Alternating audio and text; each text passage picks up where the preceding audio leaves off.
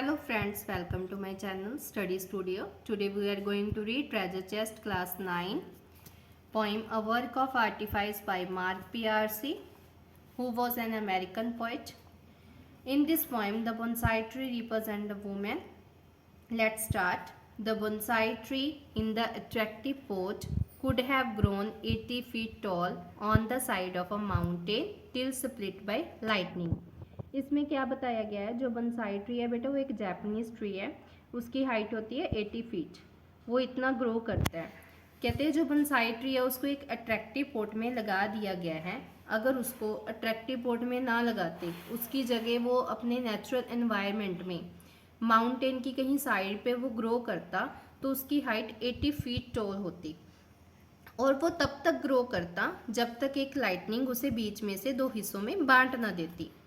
But gardener carefully pruned it, but जो gardener है वो क्या करते हैं, उसे बहुत ही ध्यान से उसकी ब्रांचेस को काट कर उसको एक अट्रैक्टिव पोट में लगा देता है। इट इज़ 9 इंचेस हाई, अब उसकी हाइट कितनी रह गई है, सिर्फ 9 इंचेस। अगर वो अपने नेचुरल एनवायरनमेंट में ग्रो करता तो उसकी हाइट होती 80 फीट, बट अब जो वो किसके हाथ में है, गार्डनर के हाथ में, अब उसकी हाइट कितनी है, 9 inches. Every day as he whittles back the branches, the gardener croons. कहते हैं वो गार्डनर क्या करता है, वो डेली आता है, क्या देखता है, जो ब्रांचेस ग्रो करती हैं उसकी, तो उनको काट देता है। The gardener croons, croons means sings in a low और सॉफ्ट वॉइस, गुनगुनाना। जो गार्डनर है वो गुनगुना रहा है। It's your nature to be small and cozy, ये तुम्हारा नेचर है छोटे होना और एक कंफर्टेबल प्लेस पे रहना। उसका कंफर्टेबल प्लेस किसको बताया जा रहा है, अट्रैक्टिव पोट को। डोमेस्टिक एंड वीक, तुम सिर्फ एक डोमेस्टिक पर्पस के लिए बने हो और तुम बहुत कमज़ोर हो। यहाँ पर आप लोग देखोगे इसमें बोनसाई ट्री क्या रेफर कर रहा है, वुमेन्स की कंडीशन को। उनको बोला जा रहा है, जैसे वुमेन को बोला जाता है भी तुम सिर्फ डोमेस्टिक पर्पस के लिए बने हो, कमज़ोर हो, अगर आप बाहर जाओगे तो आपको बहुत सारी प्रॉब्लम फेस करनी पड़ेगी। तो बोनसाई ट्री किस में है, अट्रैक्टिव पोट में है। तो वुमेन का अट्रैक्टिव पोट क्या है, उन घर की चार दीवारी।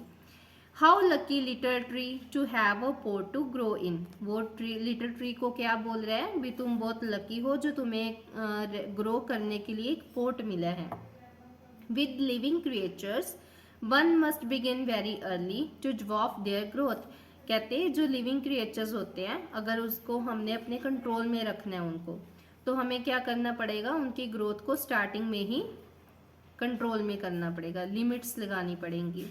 जैसे ये देखो बोनसाई ट्री है, अगर ये 80 फीट टॉल ग्रो कर जाता है तो उसको बाद में 9 इंचेस में कन्वर्ट करना कितना मुश्किल है।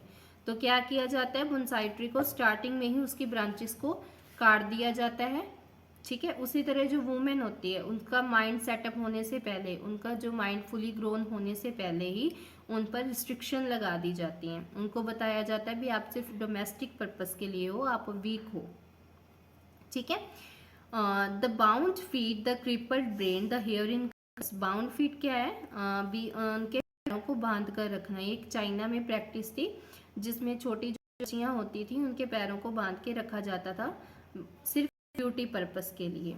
द क्रिपल्ड ब्रेन, वुमेन्स का ब्रेन वॉश करना। जो पैट्रियार्कल सोसाइटी है वो क्या करती है, जो वुमेन्स होती है उन पर रिस्ट्रिक्शन लगाती है जिससे उनका ब्रेन वॉश किया जाता है। द हेयर इन कलर्स भी क्या है, ब्यूटी पर्पस के लिए भी। जो वुमेन्स है उनको सिर्फ ब्यूटी पे ही कॉन्सेंट्रेट करना है, और वो सिर्फ डोमेस्टिक पर्पस के लिए हैं। The hands you love to touch, इसका मतलब भी हाथों से हम लोग प्यार करते हैं, जो हाथ हमें छूने में अच्छे लगते हैं। जो वुमेन्स के हाथ होते हैं वो बहुत सॉफ्ट होते हैं, जिनको टच करना अच्छा लगता है, उन्हीं हाथों को हम लोग क्या करते हैं, बांध के रखते हैं। जो पैट्रियार्कल सोसाइटी मैन कम्युनिटी है वो क्या करती है, वुमेन के हाथों को बांध के रखती है, मतलब उनको अपने कंट्रोल में रखती है। अगर आपको ये पोएम अच्छे से समझ आई तो हमारे चैनल को सब्सक्राइब करना, वीडियो को लाइक करना और अपने फ्रेंड्स के साथ शेयर करना। थैंक